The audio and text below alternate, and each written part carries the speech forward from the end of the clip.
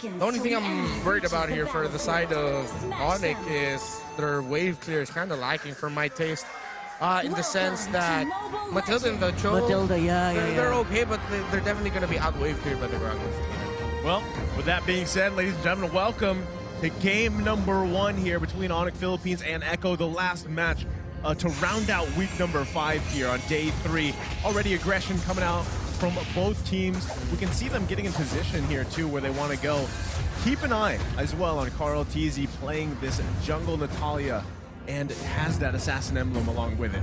Yeah, we saw how Yaoi started there. Let's see who'll be able to get his first Little Wanderer. Yeah, it's a pretty good stun there.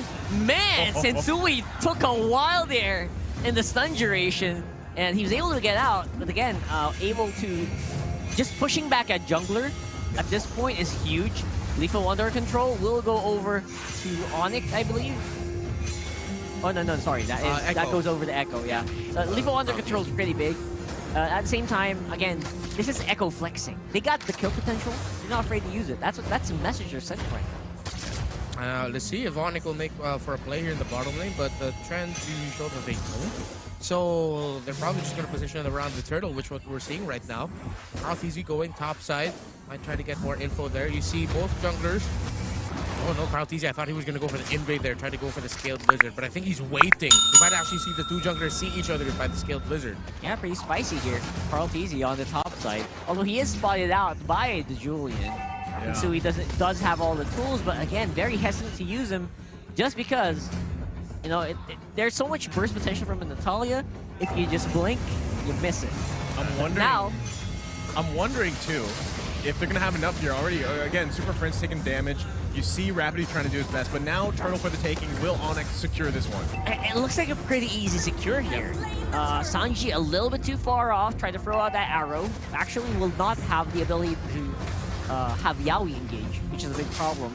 Yeah. Again, Yaoi always has to be in position. He doesn't have a big dash or anything. Yeah, not even level 4 yet. Look at that. I'm surprised Super Prince is being this aggressive. He's already committing his ultimate just to bump Yaoi right under tower there, but oh no, Prince! Talking about pokes, there you go. That's one of the strongest pokes in the game. You never see it coming. When it does come, it hurts like heck, and Super Prince is forced to back off. So already we're seeing a lot of, I mean, no first blood yet, right? We're 3 minutes in the game. Objective was secured by Onic Philippines here, but either team at this point is going to be looking for that moment. They've all pretty much got their ultimates here, and we can actually see as well, I mean, the arrows plus the wild charge stun duration is going to be something that Onic Philippines really wants to be careful of and wary about, because if anyone gets caught in those stuns, that's really where CarlTZ will shine. Now, going back on the top side here, that matchup of Esmeralda and Dairoth, you know, we know that Dairoth counters the Esmeralda, but who comes out on top when it comes to the team fights later on? But already, this is the thing, we're going to see a lot of poking coming out, especially from CarlTZ. To answer the question that you posed there, it'll be whoever can play to their strengths the most. If Onic, though, are the ones who play to their strengths, meaning that if they really utilize Ryota and the Julian in terms of really trying to go for the back line, make the aggressive play alongside Nets, try to go for the very unique approach to team fights, don't go for slow front-to-back team fights, assassinate the back lines, Onic will make that work. Yeah, the only weakness of Echo's, you know, combo with the Grok and the Selena is it's always telegraphed. You have to be very far away for the Selena to have a high duration stun. And if it doesn't, if they're close by, that means they're not really gonna have that much kill potential. That's the only weakness. But if you know Yaoi's all alone, there's always gonna be CarlTZ nearby, and they are using that to its full potential. Takes out Super Friends. Nice pickup there, so they're happy with that kill. They might go back in. They could actually go back in. A lot of people from Echo around the vicinity here, but Onic will have control of that turtle pit for the meantime.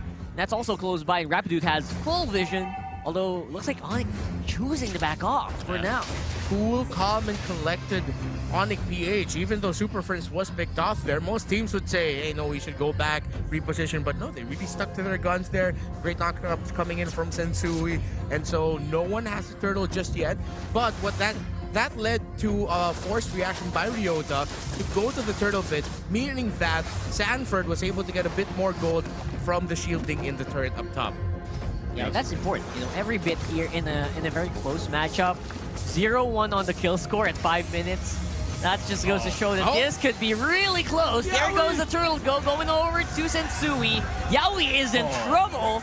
That's a turtle and a kill going over to the Julian. Don't have the damage just yet. Echo, it was a beautiful setup there by Yaoi. Of course, with the single target nature of Vaselina, you can't dish out AoE damage. Deal with it, Rapidu. Good kick, Carl. Rapidu, yo. That was a very rare blunder from Rapidu. Usually always on point with those kicks. Even with the Grok wild charges with the flicker. Yeah. Very rarely do you see that happen. And because of that, Carl Teasy will survive. It doesn't look like a blunder to me, though. It looked more like, yeah, for some reason, Carl Teasy was just able to disappear right before he was about to get kicked. Yeah. Right before was that there. Mechanical though? There wasn't a bush nearby though. I'm wondering. Oh, he probably could have missed the entry, the Jeet Kune-Do. The Jeet Kune-Do flickers what he missed. Angle was off. Sanford goes down on top side. And I wonder what they can do with this. They'll definitely get a lot of gold on that top side, though. So that's what you don't want to do. You don't want to give that kill to the Dairoth right early on. The turret goes down too, but now you've already got that advantage on top of your built-in advantage against the Esmeralda. So we'll probably see some swap here, but in the mid lane. Yeah, no swapperoonies for the meantime. It's going to be Yaoi and Carl Teasy. They're actually struggling to defend against Onic here. So much raw damage. Straight from the Onic lineup. That turret's going to go down as well with the backup from Rio and Rapidu. This is insane. Sanji is level 6, Sensui is level 10. So even if he got a really good target in the jungler with his Abyssal Arrow, barely did any damage. No threat at all. My goodness. The single target nature of Echo right now is very apparent. Yeah. Right? It's becoming a problem, man. I mean, at some point, you just need Benny Cutie, right? But they're making a play here on the bottom side on that low-level Sanji. Oh, Sanji! You're surrounded. Just give yourself up, and he did. Onic played the tower dive as smooth can get, and in the right time too. They are going to be able to get this turtle. Yeah. Gonna be tough here for Echo. Yaoi doesn't have a flicker. He'll have to get real close to land the big ultimate. Yeah, Yaoi again problematic with the positioning. He can't go and overextend just because Onyx positioning there with Rapidu is so good. So that's the thing. We're seeing the struggle just happen, unfold here into the game. I mean, the arrows, even if they land at that point, who do you even focus on? Because right now, they just don't have damage, right? Benny Cutie is going to be the biggest one there. Carl Teasy has not been able to find any entry point or angles. He's able to kind of poke a little bit, but not really capitalize on this pick just yet. And I'm not sure if Onic Philippines is even going to let that happen at this point at the game. So at what point, right, does the Echo Express pick up here and find some angles, find some moments on the map? Yeah, it's really becoming difficult, especially Carl Teasy, who's usually used to just diving in on his opponent. Right now, he always has to find this angle, and maybe it's just, I don't know, jitters or something. But this is a good angle. Right now, look at this guy. He is flying straight into a rock. That must hurt. Yep. I'm sure that hurt a little bit. He got Nets, though, with the Blazing Duet. Just clear up that area. Again, they don't really want to take engages, especially with Onic. Oh, look at that. Sensui. Onic, man. Sensui. Wow. Okay, so level disparity here happening it's quite apparent, right? Even if Super Prince decides to just man mode and go in with a certain angle, there's no punishment. And that's why we see him continuously doing it throughout the game already. This is going to be really tough for Echo to actually contest even this Lord. They might have to just give this one up. I know Benny Cutie just picked up a big item for him, so he might be on the path to really help out here, but Echo is definitely struggling. Yeah, forced to rush Malefic Roars, knowing how far behind they are, so hoping that they could use it to get a big pick off. Oh, Carl Teasy, he tried to go for Nez, but looks like he's the one who's gonna get picked off here with Super Prince was back up close by. That hurt to watch, man. Nets very happy right now with where he's sitting.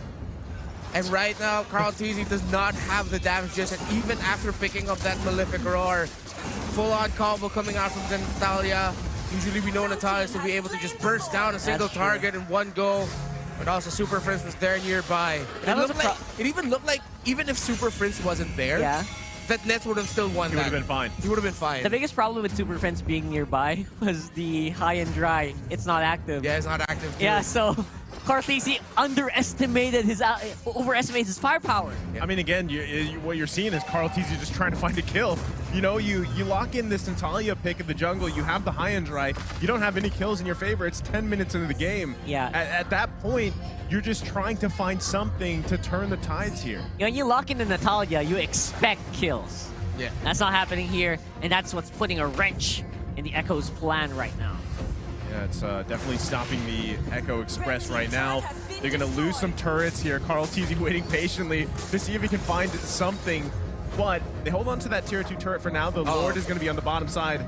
Carltese's got to be careful not to get spotted out here. Let's see how Echo responds to this. They should be able to defend. The great thing, like I said, BennyQt's been pretty safe so far. He is having some items farmed up at this point, but can they actually defend this, or is Onic Philippines going to punch one in? Very unlikely. Rapid is in a very aggressive position right now. Actually waiting for someone to go in, but he's waiting way too long. Sensui, where you going? We got someone on the back waiting for you, but that Rio, Carltese will be able to take it down by Ryota as well. Rapid doing man as well as Nets. He's playing like he's got some business to take care of, but BennyQt answers back. Okay, we're starting to see a little bit more grit on the side of Echo here, but this is a difficult situation for Echo. Absolutely, man. Look at this. Sanford is going to be able to clear that for the meantime. BennyQt, the storm is just roaring and shooting pellets at everyone who goes in his path. He is doing it very well so far. The shining light at the end of the tunnel for Echo. Oh, man. BennyQt, the storm has entered the Philippine area of responsibility.